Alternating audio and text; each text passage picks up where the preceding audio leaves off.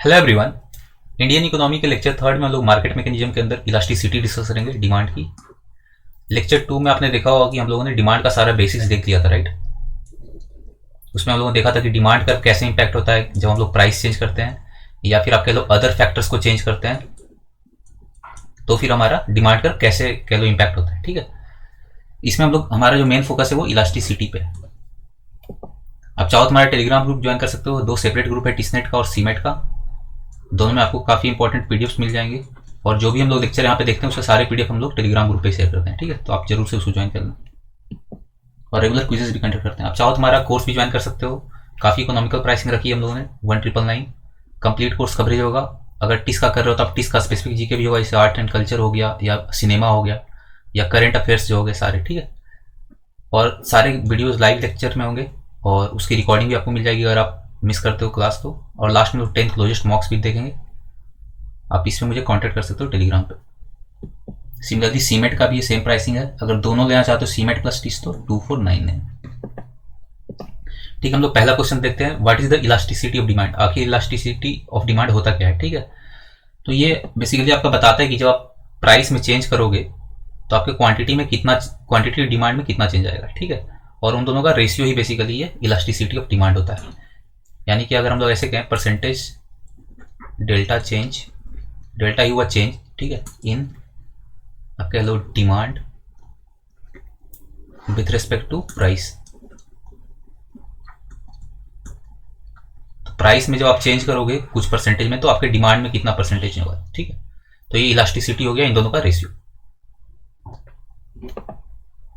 Next है what is utility. अब utility क्या होता है? यूटिलिटी होता है कि जो भी सेटिस्फैक्शन आपको मिलता है किसी गुड्स या सर्विस को आप यूज करते हो तो उसी को हम लोग यूटिलिटी कहते हैं, ठीक है। नेक्स्ट हमारा व्हाट इज एग्रीगेट डिमांड। अब कोई इकोनॉमी है उसमें जितने भी तरह के गुड्स और सर्विसेज हैं सारे का अगर आप कह लो एवरेज ले लोगे या सारे को जोड़ दोगे तो वो एग्रीगेट डिमांड कहलाएगा। द ओवरऑल और average demand of goods and services in any economy. What is the price elasticity of demand. अब इसी में प्राइस का यही है, सेम चीज है, ठीक है। वही चीज, percentage change in the quantity of demand divided by percentage change in the price. What are the major determinants of demand. Demand के इंपॉर्टेंट जो डिटर्मिनेंट्स है कौन कौन है, डिमांड किससे किससे इंपैक्ट होता है। इसमें क्या क्या आएगा, प्राइस से होगा, ठीक है। उस कमोडिटी की प्राइस इंक्रीज हुई या डिक्रीज हुई उससे भी डिमांड होता है, लॉ ऑफ डिमांड हम लोग देखा है, राइट। फिर इनकम पे से भी होता है कि जो कंज्यूमर है उसका इनकम बढ़ रहा है या घट रहा है, उससे भी होगा। फिर कंप्लीमेंट्री गुड्स अवेलेबल है क्या, उसके कंप्लीमेंट्री और सब्सटीट्यूट आगे हम लोग देखेंगे। सपोज कोई गुड्स है उसका कोई कंप्लीमेंट्री गुड भी अवेलेबल है क्या या उसका सब्सटीट्यूट अवेलेबल है क्या, तो इस पर भी हम लोग का डिमांड डिपेंड करता है, ठीक है। What is perfectly in elastic demand. अब हम लोग डिमांड के अंदर 4-5 टाइप होते हैं उनको डिस्कस कर रहे हैं बारी बारी से। What is perfectly in elastic demand. तो ये क्या होता है, इसमें जो आपका क्वांटिटी डिमांड है, जो डिमांड है वो ज़्यादा चेंज नहीं होगा जब आपका प्राइस चेंज होगा। तो बेसिकली आप प्राइस में कितना भी चेंज कर लो आपका डिमांड जो है ज़्यादा इंपैक्ट नहीं होने वाला है, ठीक है। नेक्स्ट है what will be the value of elasticity of demand in case of perfectly in elastic demand. अब इस केस में हमारा वैल्यू क्या होगा इसका, इलास्टिसिटी ऑफ डिमांड का परफेक्टली इन इलास्टिक केस में। अब हम लोगों ने देखा था अभी क्या था, ऊपर था demand, right, percentage change in demand और नीचे है प्राइस, राइट। अब हम लोग क्या कहा, the quantity of demand does not change much when price changes. यानी इसमें कह लो आप चेंज ज्यादा हो ही नहीं रहा, इसका मतलब इसको अगर मैं जीरो मान लूं, ठीक है, तो जीरो बाई कुछ भी डिवाइड करूं तो जीरो ही आएगा, राइट। तो इसीलिए इसका आंसर होगा जीरो, ठीक है। What is perfectly elastic demand. अब ये इसका जस्ट उल्टा केस हो गया, ये दोनों एक्सट्रीम है एक्चुअली, ठीक है। ये दोनों एक दूसरे का अपोजिट है। इसमें था कि कितना भी आप प्राइस में चेंज कर लो डिमांड तो चेंज ज्यादा होगा नहीं, ठीक है। परफेक्टली इलास्टिक क्या कहता है, आप हल्का सा भी अगर चेंज करोगे प्राइस में तो मेरा डिमांड जो होगा काफी ज्यादा इंपैक्ट होगा, ठीक है, ऊपर या नीचे, काफी ज्यादा रिस्पॉन्सिव आप कह सकते हो। The quantity demand changes drastically when price changes. यानी मैं हल्का सा प्राइस, सपोज कह लो किसी कमोडिटी का प्राइस 1000 रुपये है, ठीक है। अब 1000 का सामान मैं कर दूं 1001 रुपये, ठीक है। अब सिर्फ 1 रुपया चेंज करने से मेरा डिमांड जो कह लो 75% ड्रॉप हो जाए। सोचो आप 1 रुपया ही मैंने बढ़ाया है और 75% उसकी डिमांड घट गई मार्केट में। ऐसा जनरली पॉसिबल है क्या, नहीं होता है, ठीक है। तो इसीलिए ये दोनों जो कंडीशन है ना, ये दोनों एक्सट्रीम कंडीशन है। रियल लाइफ सिचुएशन में जनरली ऐसा होता नहीं है, ठीक है। तो ये कह लो थ्योरेटिकल कंडीशन है दोनों। तो यही है हमारा कि अगर आप थोड़ा सा भी चेंज करो प्राइस में तो आपका डिमांड जो काफी ज्यादा ड्रास्टिकली चेंज हो जाए तो उसको हम लोग कहेंगे परफेक्टली इलास्टिक डिमांड। इसका जस्ट अपोजिट था परफेक्टली इनइलास्टिक।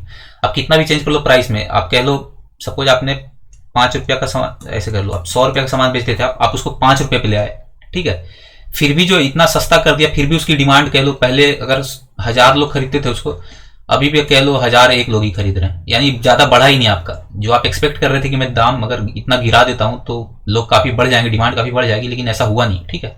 उसको कहते हैं परफेक्टली इनइलास्टिक डिमांड, और ये था परफेक्टली इलास्टिक, ठीक है। आई होप ये दोनों आपको क्लियर हो गया, और ये दोनों एक्सट्रीम है, रियल लाइफ सिचुएशन में जनरली ऐसा मिलता नहीं है। What is the value of elasticity of demand in case of perfectly elastic demand. अब जैसे इसमें 0 आया था तो इसमें क्या आएगा, अब देखो इसमें नीचे में 0 आएगा, राइट, इसमें नीचे में 0 आएगा तो क्या होगा, ये इन्फिनिटी हो जाएगा। What is relatively elastic demand. अब ये दोनों देखो एक्सट्रीम कंडीशंस थे, राइट, इनका रियल लाइफ सिचुएशन से कोई मतलब नहीं था, जनरली ऐसा होता नहीं है। अब ये जो मैं बताने जा रहा हूँ what is relatively elastic demand, ये रियल लाइफ सिचुएशन में होता है। अब रिलेटिवली इलास्टिक डिमांड का मतलब ये हुआ कि आप सपोज आपने प्राइस में चेंज किया तो आपका जो डिमांड में चेंज है वो उससे ज्यादा हो जाए, ठीक है। जैसे कि मैं कहूँ अगर 50% प्राइस मैंने गिरा दिया है, ठीक है, लेकिन डिमांड बढ़ेगा, ठीक है, प्राइस आपने गिराया तो डिमांड बढ़ना चाहिए, लेकिन सपोज डिमांड जो है 80% बढ़ गया, ठीक है, तो 50% से ज्यादा हो गया ना। आइडियली क्या होता कि 50% सपोज गिराया मैंने प्राइस तो 50% ही बढ़ना चाहिए था, लेकिन उससे ज्यादा बढ़ गया, ठीक है, ये वैल्यू बढ़ी है, ये वैल्यू बढ़ी है, इसका मतलब रिलेटिवली इलास्टिक डिमांड है, ठीक है। रिलेटिवली इनइलास्टिक डिमांड क्या हुआ, इसका जस्ट अपोजिट, ठीक है। अगर आपने कह लो जो चेंज डिमांड में हुआ है वो चेंज इन प्राइस से कम हुआ, ठीक है, आपने बढ़ाया कह लो सपोज कितना बढ़ाया 75% आपने सपोज बढ़ा दिया प्राइस, ठीक, तो आप एक्सपेक्ट कर रहे हो 75% ही डिमांड मेरी घटेगी, ठीक है, लेकिन घटी आपकी मान लो कह लो 10% ही, ठीक है, तो ये क्या हुआ रिलेटिवली इनइलास्टिक। जितना आप एक्सपेक्ट कर रहे थे उससे आपका कम ही इंपैक्ट पड़ा है आपके डिमांड में, तो हुआ रिलेटिवली इनइलास्टिक डिमांड। फिर what will be the value of elasticity of demand for relatively elastic demand. ये जो पिछला वाला था ना, इसके जस्ट पिछला वाला था, ये नहीं, रिलेटिवली इलास्टिक, तो उस केस में वैल्यू क्या होगा इलास्टिसिटी का, इलास्टिसिटी ऑफ डिमांड का, तो उसमें ग्रेटर देन 1 होगा, ठीक है। क्यों, क्योंकि आप क्या कर रहे हो, परसेंटेज चेंज इन डिमांड आप ऊपर रखते हो, राइट, और परसेंटेज चेंज इन प्राइस आप नीचे रखते हो। मैंने क्या कहा था उसमें कि ये वाली वैल्यू बड़ी होगी, अब ये वैल्यू अगर इससे बड़ी है अपने डिनोमिनेटर से तो वैल्यू 1 से बड़ा ही आएगा, राइट। इसका जस्ट अपोजिट होगा रिलेटिवली इनइलास्टिक में। नेक्स्ट में what will the value of elasticity of demand for relatively inelastic, इसमें क्या होगा नीचे वाली वैल्यू बड़ी होगी, राइट, तो वो लेस देन 1 हो जाएगा, ठीक है। तो एक में ग्रेटर देन 1, दूसरे में लेस देन 1। ये आपको याद नहीं रखना, आप उसे आप फॉर्मूला याद रखो, percentage change in demand by percentage change in price, ठीक है। अब इसका वैल्यू आप यहां से डिड्यूस कर सकते हो, आप अगर समझते हो कि इनइलास्टिक क्या होता है, इलास्टिक क्या होता है। इलास्टिक का मतलब हुआ कि डिमांड मेरा ज्यादा सेंसिटिव है प्राइस चेंज, यानी डिमांड का जो परसेंटेज चेंज होगा वो जितना परसेंटेज प्राइस में चेंज हो रहा है उससे ज्यादा होगा, ठीक है। तो ऑब्वियस सी बात है न्यूमरेटर बड़ा हो गया आपका डिनोमिनेटर से, राइट, तो ग्रेटर देन 1 हो जाएगा। दूसरा है रिलेटिवली इनइलास्टिक, ये वाला, इसमें क्या होगा कि मेरा प्राइस में जितना मैं चेंज कर रहा हूं उससे उस रेशियो में नहीं हो रहा है मेरा डिमांड चेंज, उससे कम हो रहा है, तो इसका मतलब डिनोमिनेटर आपकी इस बार बढ़ गया आपका, तो क्या होगा लेस देन 1 वैल्यू आएगा, ठीक है। तो आप यहां से याद रख सकते हो इसको। What are the examples of relatively elastic demand, कह रहा है रिलेटिवली इलास्टिक डिमांड का एग्जांपल क्या क्या है। जैसे लग्जरी गुड्स है, ठीक है। अब लग्जरी गुड्स आपकी डेली नेसेसिटी तो नहीं है, आपको ऐसा नहीं कि इसका यूज नहीं करोगे तो आप डेली कह लो आप जिंदा नहीं रहोगे, ऐसा कुछ आपका दिनचर्या खराब हो जाएगा, ठीक है। तो ये क्या हुआ, अगर आप इसमें प्राइस में थोड़ा सा भी चेंज कर दूंगा, प्राइस सपोज मैंने क्या किया बढ़ा दिया हल्का सा ही, तो भी आपका डिमांड काफी घट जाएगा। क्यों, क्योंकि ये इतना नेसेसरी नहीं है, राइट, तो डिमांड इसका इंपैक्ट होगा। प्राइस में हल्का सा भी चेंज करूंगा तो डिमांड काफी चेंज होता है इसमें, ठीक है। अब देखो दूसरा है रिलेटिवली इनइलास्टिक का, यानी मैं प्राइस में बहुत ज्यादा भी चेंज कर दूं तो मेरे डिमांड में ज्यादा चेंज नहीं आएगा, तो क्या होगा, ऑब्वियस सी बात है जनरली नेसेसरी जो इसेंशियल है आपका आइटम्स है या नेसेसरी जो है जिससे आप डेली आप डे टू डे लाइफ में यूज करते हो, उसमें आप ज्यादा भी प्राइस अगर आपका चेंज करेगा तो भी आप डिमांड उसका तो आप यूज कंप्लीटली बंद नहीं कर सकते ना। अब साल्ट है, जैसे नमक है, अब नमक आप कंज्यूम करना बंद तो नहीं कर दोगे सिर्फ इसलिए कि बहुत महंगा हो गया, कम कर सकते हो, ठीक है। ऐसा हो सकता है कि आप कम यूज करना शुरू कर दोगे अगर दाम बहुत ज्यादा बढ़ गया तो, लेकिन फिर भी प्राइस का जो इम्पैक्ट है वो बहुत ज्यादा डिमांड पे नहीं पड़ता इन चीजों में। साल्ट हो गया, पेट्रोल हो गया, ये एसेंशियल ड्रग्स हो गया, कोई मेडिसिन है, ठीक है। What is the unitary elastic demand. अब ये है कि इलास्टिसिटी ऑफ डिमांड एक है, यानी कि अगर मैं 50% चेंज कर रहा हूँ, 50% सपोज मैंने गिराया प्राइस, ठीक है, तो 50% ही डिमांड बढ़े, यानी कि दोनों का जो वैल्यू है बराबर है, तो उस केस में क्या होगा, हमारा 1 आ जाएगा, राइट। ऊपर न्यूमरेटर और डिनोमिनेटर बराबर हो गया तो वैल्यू 1 ही आएगा ना, इलास्टिसिटी ऑफ डिमांड। अब ये अगेन थियोरेटिकल केस है, प्रैक्टिकल लाइफ में ऐसा होता नहीं है, ठीक है। आप एग्जैक्ट तो नहीं कर, जनरली ऐसा होगा नहीं कि आप जितने परसेंट से घटाओगे या बढ़ाओगे प्राइस को, उतने ही परसेंट से आपका डिमांड या हो, ठीक, सेम ऐसा होगा नहीं जनरली। तो ये भी थियोरेटिकल कंसेप्ट ही है। इसमें क्या हो कि percentage change in demand equal to percentage change in price, तो न्यूमरेटर और डिनोमिनेटर बराबर हो जाएंगे और आपकी वैल्यू 1 आ जाएगी, ठीक है। नेक्स्ट क्वेश्चन देखते हैं। The demand curve for perfectly elastic demand is, ये हॉरिजॉन्टल बनाता है, ठीक है, ये आपको ध्यान रखना पड़ेगा। और एक दूसरा होगा जब the demand curve for perfectly in elastic demand, ये आपका वर्टिकल हो जाएगा, ठीक है। आप ग्राफ से कर सकते हो, ये डिमांड है आपका और ये प्राइस, ठीक है, तो ये हो जाएगा आपका परफेक्टली इलास्टिक वाले में आप ये हॉरिजॉन्टल डाल दोगे। क्यों? क्योंकि आपने प्राइस में ज्यादा चेंज नहीं भी किया, फिर भी आप देखो डिमांड यहां से लेके यहां इनफाइनाइट तक चला गया। अब दूसरे में आ जाओ, डिमांड आपका नीचे है और प्राइस यहां है, राइट। अब परफेक्टली इन इलास्टिक है तो ये वर्टिकल चला जाएगा, यानी प्राइस में मैं कितना भी चेंज कर लूं, डिमांड लगभग वहीं का वहीं है, ठीक है। सपोज यहाँ 100 यूनिट था डिमांड, तो प्राइस सपोज कह लो, देखो यहाँ पे 5 रुपया और यहाँ पे 500 रुपया, यानी 5 रुपये में भी लगभग 100 यूनिट ही डिमांड थी, 500 रुपये में भी लगभग 100 यूनिट है। ये थोड़ा बहुत चेंज होगा, लेकिन इसलिए इसको स्ट्रेट लाइन में डालते हैं कि कोई खास चेंज नहीं है, मतलब 100 से 101 हो गया तो उसको क्या आप दिखाओगे, ठीक है, इसलिए स्ट्रेट लाइन। तो ये वर्टिकल चला जाता है आपका और ये हॉरिजॉन्टल हो जाता है। ये आपको याद नहीं रखना, या आप कंसेप्चुअली भी सोचोगे तो आपको समझ में आ जाएगा, ठीक है।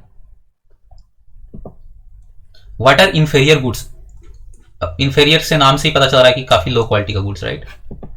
तो the goods which demand decrease when income increase. Generally कुछ इस टाइप के सामान होते हैं ना, जैसे सपोज कह लो किसी कोई पर्सन है, उसकी इनकम कह लो 25,000 रुपये मंथली है, ठीक है। सपोज वो अभी जिस क्वालिटी का चावल खाता है, या कुछ भी ले सकते हो, व्हीट भी ले सकते हो, सपोज राइस ही लेते हैं, ठीक है। सपोज वो किसी पर्टिकुलर क्वालिटी का राइस खाता है, ठीक है, तो जब उसकी इनकम 75,000 मंथली हो जाएगी तो सेम क्वालिटी की राइस खाएगा। सपोज वो अभी लो क्वालिटी की राइस खा रहा है, नहीं खाएगा, राइट। तो क्या करने लगेगा, वो हाई क्वालिटी का राइस खाने लगेगा जब उसका इनकम बढ़ेगा तो, ठीक है। तो आप खुद सोचो, देखो यहाँ क्या हुआ, ये ऐसा सामान है, ये जो लो क्वालिटी का राइस था, इसका डिमांड डिक्रीज हो गया जब इनकम बढ़ गया तो इस पर्सन का, राइट। जनरली ऐसा होता नहीं है, कोई भी सामान आप लोगे, नॉर्मल गुड्स लोगे तो आपकी इनकम अगर बढ़ी है तो उसकी डिमांड भी आप बढ़ी जाएगी मार्केट में, राइट। लेकिन इन्फीरियर गुड्स जनरली ऐसा नहीं होता, उल्टा होता है इसका।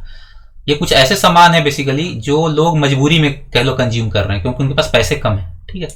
तो जैसे ही उनके पास इनकम बढ़ेगी तो वो अपना क्या कर लेंगे, लेवल बढ़ा लेंगे और वो उससे हायर क्वालिटी के सामान खरीदने लगेंगे, तो बेसिकली उसका डिमांड घट जाएगा। अच्छा, ये इन्फीरियर गुड्स कह लो आप, इन्फीरियर गुड्स जो है एक इंपॉर्टेंट पॉइंट है यहाँ पे। इन्फीरियर गुड्स सबके लिए इन्फीरियर नहीं होता, ये सबसे इंपॉर्टेंट पॉइंट है। क्या है कि जैसे सपोज 2 पर्सन है, ये कह लो 2 लाख मंथली कमाता है, ठीक है, और 3 पर्सन ले लेते हैं, एक कह लो यहाँ पे 15,000 मंथली है और एक कह लो यहाँ पे इंडस्ट्रियलिस्ट है, बिलियनियर है, ठीक। अब इन तीनों पर्सन के लिए इन्फीरियर गुड्स अलग अलग होंगे, राइट। अब खुद कॉमन सेंस सोचो, जो सामान इसके लिए हाई क्वालिटी कह लो इन्फीरियर है, जो सामान इसके लिए कह लो अच्छी क्वालिटी का, वो इसके लिए तो इन्फीरियर होगा ना, बिलियनियर के लिए। उसी तरीके से सेम इस टाइप से होगा, ठीक है, इसी रेशियो में बढ़ेगा, ठीक है। तो इन्फीरियर गुड्स हमेशा सेम पर्सन, सारे पर्सन के लिए सेम इन्फीरियर गुड्स नहीं होता, ये आपको ध्यान रखना है। इन्फीरियर गुड्स बेसिकली इनकम पे डिपेंड करेगा पर्सन के, ठीक है। आपका इनकम क्या है उसके हिसाब से आपका इन्फीरियर गुड्स चेंज होगा। आई होप ये क्लियर हो गया होगा। नेक्स्ट है, does inferior goods follow the law of demand. अब ये जनरली फॉलो करता है, ठीक है, यहाँ पे लोग नो कर देते हैं, फॉलो करता है। इसका एक एक्सेप्शन होता है गिफन गुड्स, इसी के अंदर सब पार्ट है वो, ठीक है। तो ये फॉलो करता है except for Giffen goods. Inferior goods में एक और क्वालिटी होता है, एक और कह लो इसका सब पार्ट है गिफन का, तो ये वाला फॉलो नहीं करेगा, लेकिन बाकी बाहर वाले इन्फीरियर गुड्स फॉलो करेंगे, तो ये ध्यान रखना, ठीक है। यहाँ क्वेश्चन आता है कि व्हाट आर गिफन गुड्स। तो गिफन गुड्स क्या होता है, स्ट्रांगली इन्फीरियर गुड्स, यानी इन्फीरियर में भी सबसे लो क्वालिटी का इन्फीरियर। इसमें क्या होगा कि ये लॉ ऑफ डिमांड को फॉलो ही नहीं करेगा। बहुत सारे होता है कि कुछ ऐसा सामान जिसका कह लो कोई सब्सटीट्यूशन ही नहीं है, बहुत ही लो क्वालिटी का है, ठीक है, एक्सट्रीमली लो क्वालिटी कह लो, लो क्वालिटी मेज हो गया या व्हीट कह लो, ठीक है, या पोटैटो कह लो, ये इतना लो है कि लॉ ऑफ डिमांड को फॉलो ही नहीं करेगा, ठीक है। बेसिकली लॉ ऑफ डिमांड क्या कहता है, लॉ ऑफ डिमांड ये कहता है कि मैं प्राइस बढ़ाऊंगा तो डिमांड घटेगी, राइट।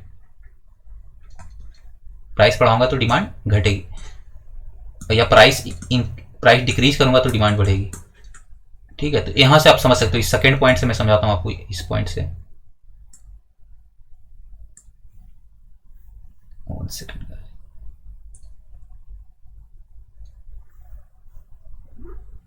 ये जो पॉइंट है ये काफी इंपॉर्टेंट, इससे आप कैसे समझ सकते हो, देखो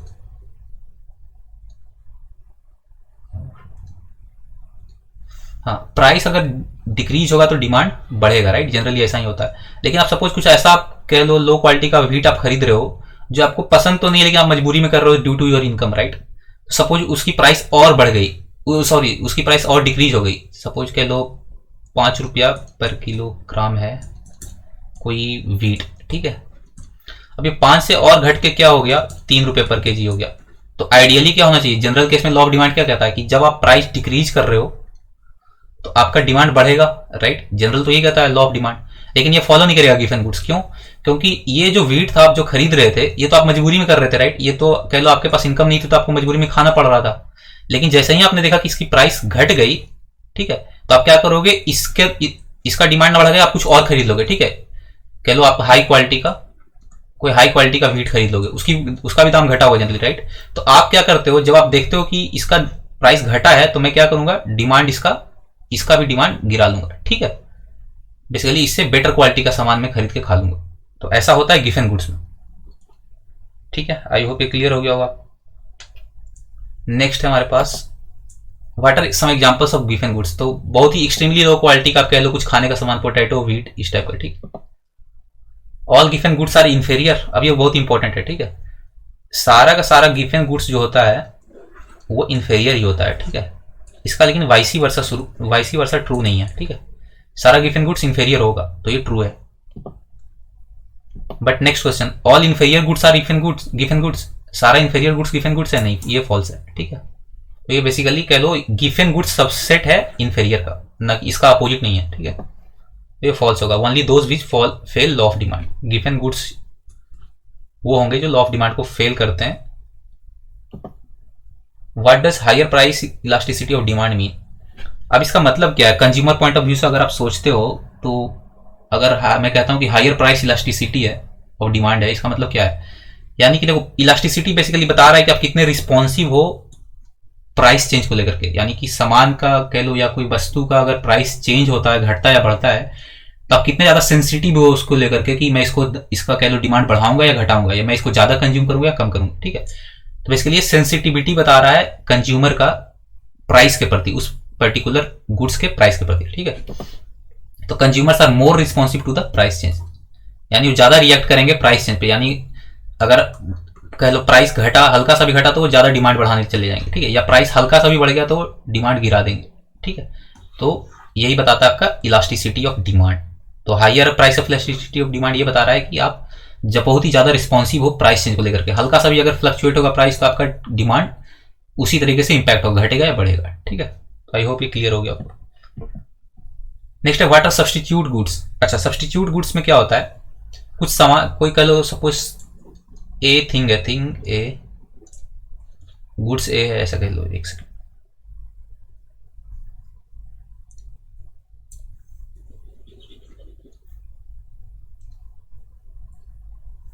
सपोज गुड्स ए है, गुड ए है और दूसरा गुड भी है, ठीक है। अब ये जो ऑलमोस्ट सिमिलर, जैसे सपोज कह लो ये आपका पेप्सी है, कोल्ड ड्रिंक, ठीक है, और ये आपका कोका कोला है। सपोज पेप्सी का दाम काफी बढ़ गया लेकिन कोका कोला में ज्यादा चेंज नहीं आया, तो आप क्या करोगे, इससे इस पे शिफ्ट कर जाओगे, राइट। क्यों ऐसा क्यों कर पा रहे हो आप, क्यों, क्योंकि दोनों का फंक्शन सेम है, दोनों का आप सेम काम के लिए यूज कर रहे हो, राइट। दोनों बेवरेजेस हैं, ठीक है, दोनों कोल्ड ड्रिंक्स हैं। तो सब्स्टिट्यूट गुड्स वो होते हैं जो सिमिलर काम के लिए कंज्यूमर यूज करता है, ठीक है। या आप और इसका एग्जांपल लेना चाहो तो टी कॉफी को भी ले सकते हो, राइट। दोनों आप कह लो लोग यूज करते हैं पीने के लिए, ठीक है। तो एक का दाम अगर बढ़ेगा तो दूसरे का कह लो डिमांड बढ़ जाएगा, राइट। क्यों? क्योंकि कॉफी अब हो सकता है कि कुछ लोगों के लिए अनअफोर्डेबल हो गया तो टी पे लोग ज्यादा चले जाएंगे। इसी तरीके से टी ये सबका दाम बढ़ गया लेकिन कॉफी ऑलमोस्ट सेम है तो कॉफी पे लोग शिफ्ट कर जाएंगे। तो ये यही है, सिमिलर कह लो आप, सिमिलर नेचर का दो गुड्स, सिमिलर गुड्स और service which consumer uses for the same purpose. What are some examples of substitute good, ये आपको मैंने अभी आपको बता दिया, राइट। टी कॉफी हो गया, पेप्सी कोका कोला हो गया, ठीक है। What are complementary goods, complementary इस नाम से पता चल रहा है, कंप्लीमेंट्री मतलब दो जो आप एक दूसरे को सपोर्ट करते हो, राइट। कंप्लीमेंट्री का क्या मतलब होता है, इसका मतलब दो ऐसी वस्तुएं जो एक दूसरे से रिलेटेड है और कह लो एक साथ कंज्यूम होती है जनरली। जैसे कह लो ब्रेड और jam, right, bread plus jam generally लोग एक साथ खाते हैं, या ब्रेड बटर भी कह सकते हो, ठीक है, ब्रेड बटर भी कह सकते हो। और क्या कह सकते हो, और भी है, जैसे कह लो कार है और पेट्रोल है, तो बिना पेट्रोल के तो कार नहीं चलाओगे। अच्छा, उल्टा भी सही है, कार आपके पास नहीं है या कोई टू व्हीलर नहीं है या कोई व्हीकल नहीं है जिसमें आपको पेट्रोल चाहिए, तो आप पेट्रोल क्यों खरीदोगे, उसकी नीड ही नहीं है तो आप क्यों खरीदोगे, ठीक है। तो अगर आप यहाँ पे देखो तो दोनों रिलेटेड है, दोनों का डिमांड भी एक दूसरे से रिलेटेड है, राइट। इसमें भी ऐसा ही था, सब्स्टिट्यूट गुड में भी दोनों का डिमांड एक दूसरे से भी इंपैक्ट करता है और कंप्लीमेंट्री में भी इंपैक्ट करता है, ठीक है। लेकिन दोनों का सेंस अलग है। यहाँ पे बेसिकली आप रिप्लेस कर देते हो पूरा, यहाँ पे एक दूसरे से रिलेटेड है, यहाँ पे कह लो पॉजिटिव रिलेशनशिप होगा, राइट। अगर ब्रेड का डिमांड बढ़ा है तो जनरली जैम का भी डिमांड इन यूजुअल केस बढ़ेगा ही बढ़ेगा, ठीक है। सिमिलरली यहाँ पे भी कार पेट्रोल में केस में भी यही सही है, लेकिन सब्स्टिट्यूट में ऐसा नहीं होता, वहां निगेटिव रिलेशनशिप चला जाता है। अगर एक का दाम बढ़ा है तो दूसरे की डिमांड बढ़ जाएगी, ठीक है। क्यों, क्योंकि उसकी डिमांड घटी तो दूसरे की डिमांड बढ़ेगी, ठीक है। आई होप ये अब दोनों में डिफरेंस आपको क्लियर होगा। The goods which whose consumption are often related, ठीक है, या which are often consume together, ऐसा भी कर सकते हो आप। ऐसी वस्तुएं जो जनरली एक साथ कंज्यूम की जाती हैं। What are the examples of complementary goods, ये एग्जांपल मैंने दे दिया आपको, ब्रेड जैम पेट्रोल कार या ब्रेड बटर, ठीक है।